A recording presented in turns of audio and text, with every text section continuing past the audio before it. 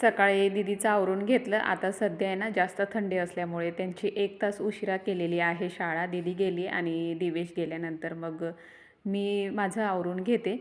आवरल्यानंतर सगळ्यात अगोदर चहा घेते. आता थोडी थंडी वाढलेली आहे ना, त्याच्यामुळे चहा घेतल्याशिवाय दुसरं काही काम होत नाही. आणि मग कपडे भांडे करून घेतले आणि घर झाडायला घेतलं. तर बरेच दिवस आम्ही गावाला होतो ना, घरात खूप घाण झालेली होती. तर म्हटलं चला आता आज वरचा मजला पण झाडून काढू.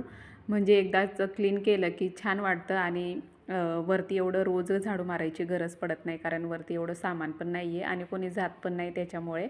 आणि म्हणून मग जिनाही झाडून घेतला. तर सगळी घाण म्हणजे इतकी घाण निघाली ना, गावाला गेल्यामुळे ना घर बंद असलं का खूप घाण होते. तर म्हटलं चला आज सगळं व्यवस्थित क्लीन करते आणि त्याच्यानंतर मग एक्स्ट्राचे दुसरे कामं करून घेते.